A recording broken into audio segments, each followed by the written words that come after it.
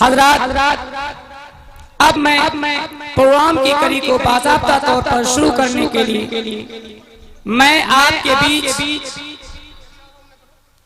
مقرر غور پیشہ جناب حضرت مولانا مفتی ابو نصر صاحب قاسمی ڈہٹی ککڑوا پلاسی کو اس شعر کے ذریعے سے دعوت سخن دیتا ہوں۔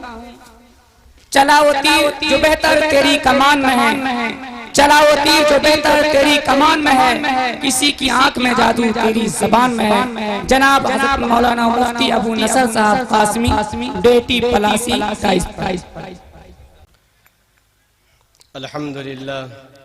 الحمد لله الذي هدانا لهذا وما كنا لنهتدي لولا أن هدانا الله، ونشهد أن لا إله إلا الله وحده لا شريك له، ونشهد أن سيدنا وسندنا ومولانا محمد. فأعوذ بالله من الشيطان الرجيم. بسم الله الرحمن الرحيم.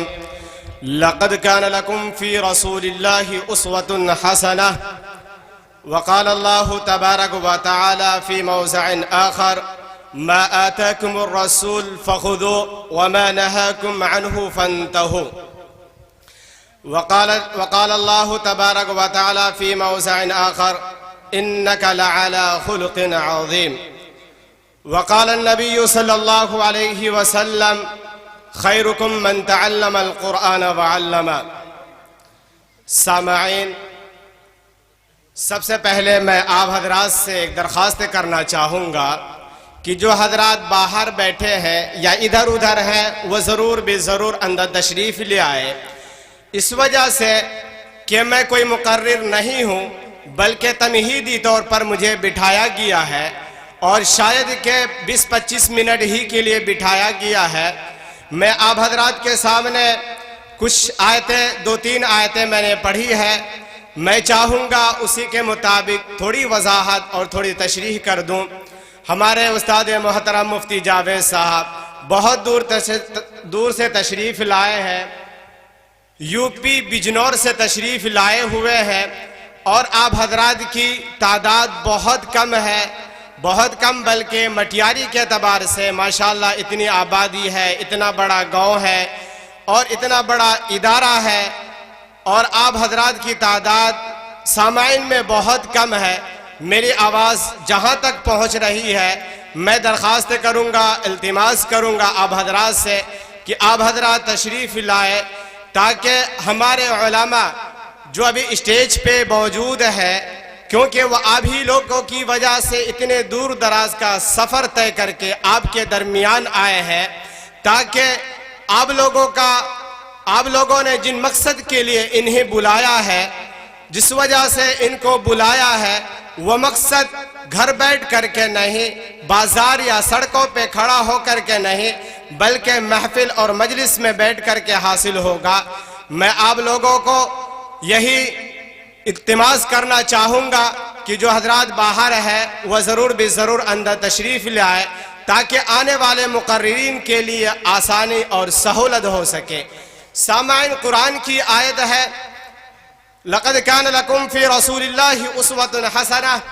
یہ جلسہ چونکہ سیرت النبی صلی اللہ علیہ وسلم کے عنوان پر منعقد کیا گیا ہے، اسی کے مطابق میں نے قرآن کی چند آیتیں بھی پڑھی ہے، لیکن پہلی آیت جو ہے اس کے اندر اللہ تبارک و تعالیٰ نے اللہ کے رسول صلی اللہ علیہ وسلم کے پورے طور پر، مکمل طور پر، جو ایک نمونے کے طور پر اللہ تبارک و تعالیٰ نے اپنے بندوں کے لیے آئیڈیل کے طور پر یا نمونے کے طور پر، اگر کوئی مسلمان، اگر کوئی اللہ کے رسول صلی اللہ علیہ وسلم کو ماننے والا، اگر کوئی یہ چاہتا ہے اپنی زندگی گزارے تو کس طریقے سے گزارے، اس کی زندگی گزارنے کا طریقہ کیا ہونا چاہیے، کس طریقے سے اپنی زندگی گزارے گا، تو اللہ تبارک و تعالیٰ نے قرآن کے اندر ارشاد فرمایا لقد کان لکم فی رسول اللہ اسوۃ حسنہ، کہ تمہارے لیے تمہارا پیغمبر جناب رسول اللہ علیہ وسلم کی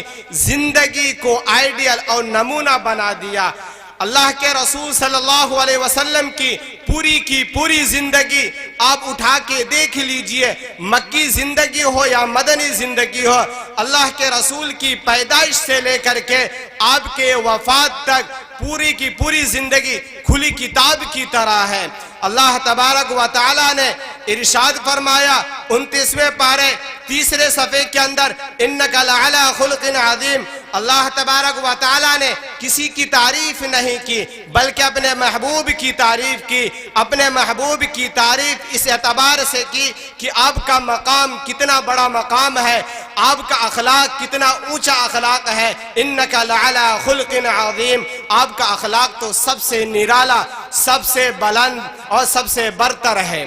آپ کا اخلاق اس طریقے سے اللہ کے رسول صلی اللہ علیہ وسلم خود ارشاد فرماتے ہیں، میں لوگوں کے لیے معلم بنا کر کے بھیجا گیا ہوں، میں استاد بنا کر کے بھیجا گیا ہوں۔ لہذا اگر کوئی آدمی یہ چاہتا ہے اپنی زندگی گزارے، کس طریقے سے گزارنا چاہے گا، یہ دنیا کے اندر رہے گا تو کس طریقے سے اپنی زندگی گزارے گا، تو اللہ کے رسول صلی اللہ علیہ وسلم کی زندگی کو دیکھیے، اللہ کے رسول صلی اللہ علیہ وسلم کے بتائے ہوئے طریقے پہ چلیے۔ اللہ کے رسول صلی اللہ علیہ وسلم کی احادیث چاہے اقوال ہو، چاہے افعال ہو، چاہے افعال ہو، انہی چیزوں کو تو احادیث کہا جاتا ہے۔ اقوال جس کو اللہ کے رسول نے فرمایا ہو، ان کے کرنے کا حکم دیا ہو، افعال ہو جن کو اللہ کے رسول صلی اللہ علیہ وسلم نے خود کیا ہو، اور اعمال جس پہ آپ کا دوام ہو کسی کام کے اوپر، انہی چیزوں کو تو احادیث کہا جاتا ہے۔ اللہ کے رسول صلی اللہ علیہ وسلم کی پوری زندگی کھلی کتاب کی طرح ہے۔ اے مسلمانوں، اس بات کو یاد رکھنا، اللہ کے رسول صلی اللہ علیہ وسلم صرف اور صرف امت محمدیہ کے لیے نہیں بلکہ پوری انسانیت کے لیے آئے تھے۔ اللہ کے رسول کے بارے میں قرآن کہتا ہے وَمَا أَرْسَلْنَاكَ إِلَّا رَحْمَةً لِلْعَالَمِينَ، اللہ کے رسول کو پوری دنیا کے لیے رحمت للعالمین بنا کر کے بھیجا۔ اللہ تبارک و تعالی خود کہتا ہے میں رب العالمین ہوں، میں پوری جہاں کا پالنہار ہوں، میں پیدا کرنے والا ہوں، میں خالق کائنات ہوں، میں رازق کائنات ہوں، میں جو چاہتا ہوں وہ کرتا ہوں۔ لیکن میرے بعد جو محمد کو میں نے بھیجا اس کو رحمت للعالمین بنا کر کے بھیجا۔ اے مسلمانوں، اس بات کو یاد رکھنا، صرف اور صرف اللہ کے رسول مسلمانوں کے لیے نہیں بلکہ پوری کائنات کے لیے رحمت بن کر کے آئے ہیں۔ ایک واقعہ میں آپ لوگوں کو سناتا چلوں۔ ایک مرتبہ اللہ کے رسول صلی اللہ علیہ وسلم کے پاس ایک یہودی آتا ہے، کوئی مسلمان نہیں بلکہ یہودی، اور اس وقت یہودی مسلمانوں کا پکا دشمن تھا، لیکن وہ آتا ہے اور آنے کے بعد کہتا ہے اے محمد میں تیرا مہمان ہوں۔ اللہ کے رسول صلی اللہ علیہ وسلم نے فرمایا اہلا و سہلا، آپ کا استقبال ہے۔ لہذا وہ شام کا وقت آتا ہے، اس کے کھانے کا انتظام کیا جاتا ہے، رہنے کا انتظام کیا جاتا ہے۔ حضرت عمر رضی اللہ تعالیٰ عنہ بھی موجود ہے، حضرت ابو بکر، تمام کے تمام صحابہ موجود ہے۔ اللہ کے رسول صلی اللہ علیہ وسلم کا جو گھر ہے، کیونکہ ابھی مسجد نبی ماشاءاللہ بہت شاندار ہے، لیکن اس وقت چونکہ مسجد نبی بھی کچی مسجد تھی، بالکل جھوپڑی کے طور پر، اور چار جانب صحابہ کے غرفے کے طور پر یا کمرے کے طور پر یا حجرے کے طور پر چھوٹے چھوٹے کمرے بنے ہوئے تھے۔ بہرحال اس مہمان کو باقاعدہ اس کا استقبال کیا جاتا ہے، شام کا کھانا پیش کیا جاتا ہے۔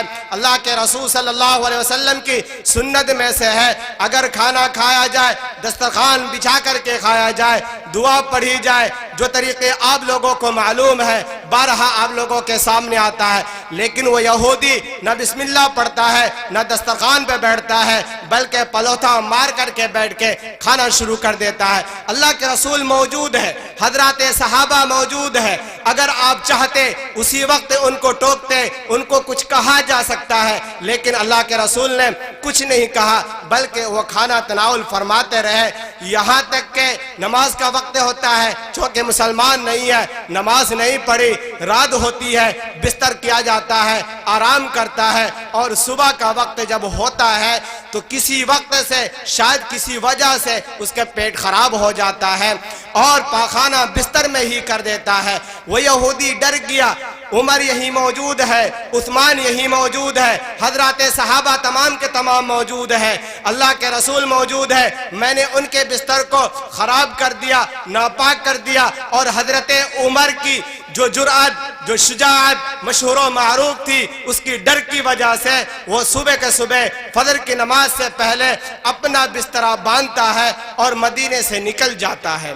بہرحال جب وہ نکل جاتا ہے، صحابہ نماز پڑھتے ہیں، نماز سے فارغ ہو جاتے ہیں۔ نماز سے فارغ ہونے کے بعد اللہ کے رسول جب اس مہمان کے استقبال کے لیے اس مہمان کی یہاں تشریف لے جاتے ہیں، دیکھتے ہیں تو یہاں تو کوئی موجود نہیں ہے، وہ جا چکا ہے۔ اللہ کے رسول نے حضرت بلال سے کہا، اے بلال، شام کے وقت رات میں ایک میرا مہمان آیا تھا، شاید کوئی تکلیف ہو گئی، کوئی پریشانی ہو گئی، جس کی وجہ سے پتہ نہیں کہاں چلا گیا، لہذا اس کو ڈھونڈو۔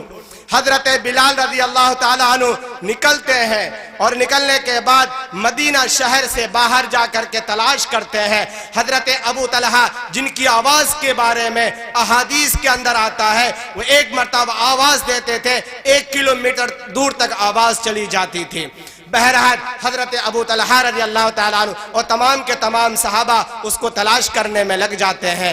بہت دیر کے بعد مدینے سے کافی دور کی دوری پہ چلا جانے کے بعد اس مہمان کو پکڑ کر کے یا بلا کر کے دوبارہ تشریف لے آتے ہیں، اور حضرت بلال ان کے ساتھ ہے۔ وہ مہمان گھبراتا ہے، پریشان ہوتا ہے، پتہ نہیں یہ صحابہ کی جماعت ہے، اللہ کے رسول موجود ہے، پتہ نہیں کیا سزا دیں گے، کیوں اس وجہ سے میں نے انہی کا کھایا، انہی کے بستر میں سویا اور ان کے ہی بستر خراب کر کے بنا اجازت کے میں یہاں سے چلا گیا۔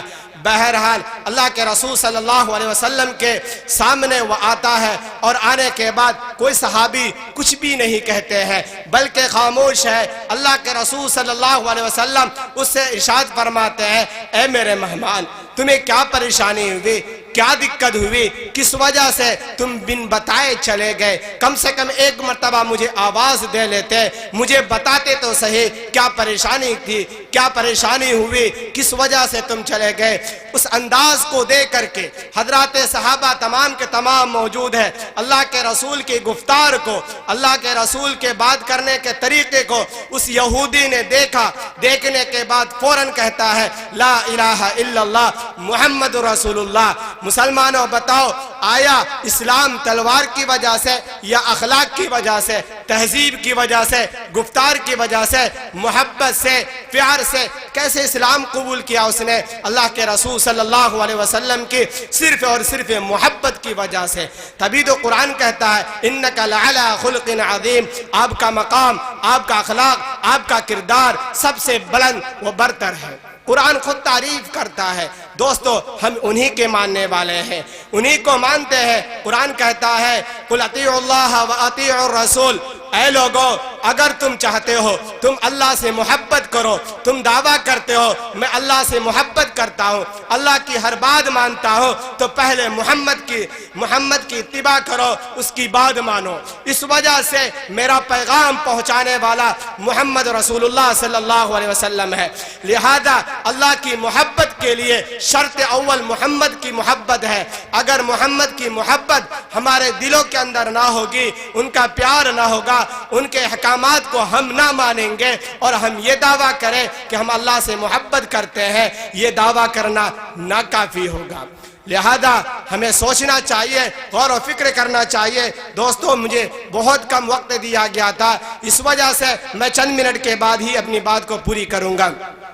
سامعین، دیکھیے قرآن اور احادیث اور علماء کے سامنے میں اس بات کو کہنا چاہوں گا کہ اللہ کے رسول صلی اللہ علیہ وسلم کی زندگی، پوری کی پوری زندگی ہمارے لیے آئیڈیل کے طور پر، نمونے کے طور پر اگر ہم زندگی اپنا گزارنا چاہتے ہیں، آپ چاہتے ہیں کہ اگر اپنی زندگی بہتر سے بہتر کر سکے تو اللہ کے رسول صلی اللہ علیہ وسلم کے بتائے ہوئے طریقے پہ چلیے۔ اللہ کے رسول صلی اللہ علیہ وسلم نے جن باتوں کو کرنے کا حکم دیا ہے ان کو مانیے، جن باتوں سے روکا ہے ان سے رک جائیے. میں اپنی طرف سے نہیں بلکہ قرآن کے 28ویں پارے سورہ حشر کی دوسرے صفحے کے اندر اللہ تعالیٰ خود ارشاد فرماتا ہے ما آتاکم الرسول فخذوہ، جو تمہیں حکم دیتا ہے تمہارا رسول اسے مانو، ان باتوں پہ عمل کرو جس طریقے سے وہ چاہتا ہے اسی طریقے سے تم اپنی زندگی گزارو.